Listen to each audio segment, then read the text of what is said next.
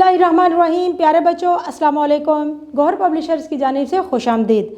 हमारा स्लोगन है redefining the geography of education through digital resources for conceptual learning. मेरा नाम साजिदा नूर है।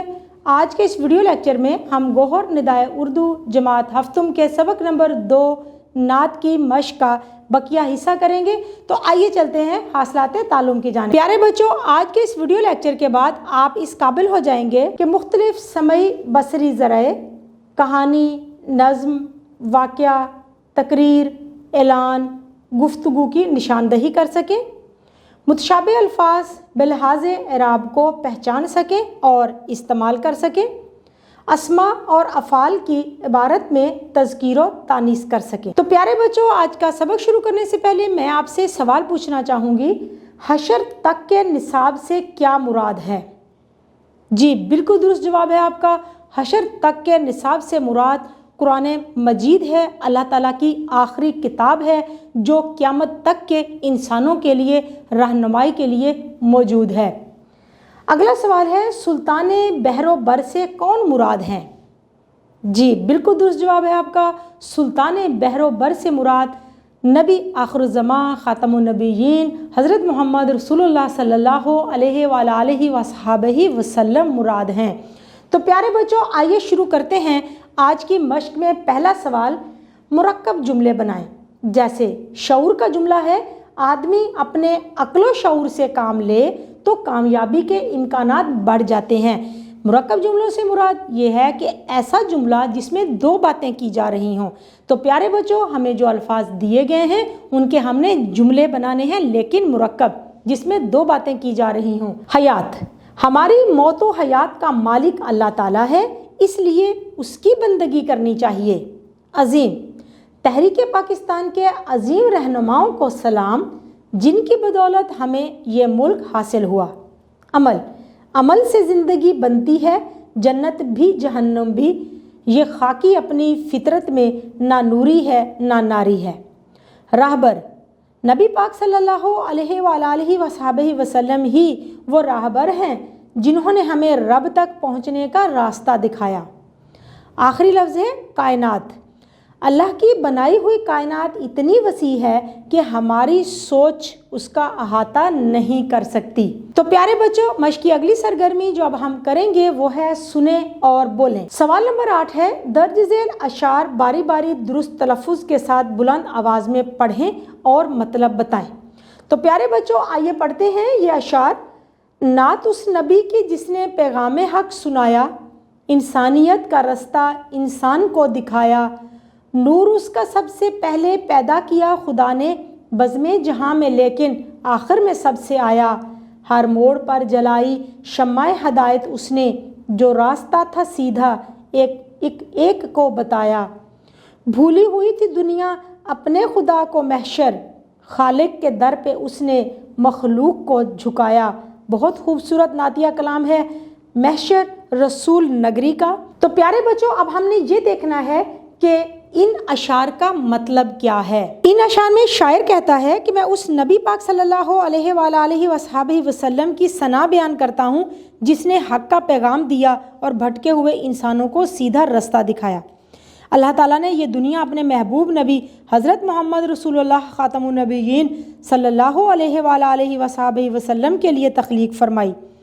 इसलिए सबसे पहले आप सल्लल्लाहु अलैहि वसल्लम का नूर पैदा फरमाया, लेकिन इस दुनिया में आप सल्लल्लाहु अलैहि वसल्लम को तमाम अंबिया के आखिर में सबका सरदार बनाकर मबूस फरमाया। आप सल्लल्लाहु अलैहि वसल्लम ने ज़िंदगी के हर शोबा के बारे में इंसानों की रहनुमाई फरमाई। हर ज़माने और हर कौम के इंसानों को रब तक पहुँचने का रास्ता दिखाया, जो सीधा रास्ता है। ये दुनिया जहालत के अंधेरों में भटकी हुई थी। आप सल्लल्लाहु अलैहि वसल्लम ने जहालत में डूबे हुए लोगों की इस्लाह की, उनकी रहनुमाई फरमाई, और वो इंसान जो कई बुतों की पूजा करते थे सब एक खुदा के सामने झुकने लगे। प्यारे बच्चों, अगला सवाल है, तलबा नबी करीम सल्लल्लाहु अलैहि वसल्लम की ज़िंदगी से मुतालिक कोई वाक़या जमात में सुनाएं। जी वाक़या है, आप सल्लल्लाहु अलैहि वसल्लम अपने आमाल में नहायत मुनसिफ थे और हमेशा इंसाफ करते थे। ایک مرتبہ معزز خاتون فاطمہ چوری کے الزام میں گرفتار ہوئی اور آپ صلی اللہ علیہ وآلہ وصحبہ وسلم نے اس کا ہاتھ کاٹ دینے کی سزا سنائی۔ قبیلہ کے سرداروں نے آپ صلی اللہ علیہ وآلہ وصحبہ وسلم کے پاس اس کے لیے سفارش کی درخواست کی، مگر آپ صلی اللہ علیہ وآلہ وصحبہ وسلم نے اس کی سزا معاف نہ کی، اور آپ صلی اللہ علیہ وآلہ وصحبہ وسلم نے فرمایا، خدا کی قسم اگر فاطمہ بنت محمد صلی اللہ علیہ وآلہ وصحبہ وسلم بھی چوری کرتی تو میں اس کے بھی ہاتھ کاٹ دیتا۔ پیارے بچوں، مشق کا اگلا سوال ہے، جوڑی میں بیٹھ کر ایک دوسرے کو باری باری نعت سے متعلق اپنے احساسات، تاثرات چند جملوں میں بتائیں۔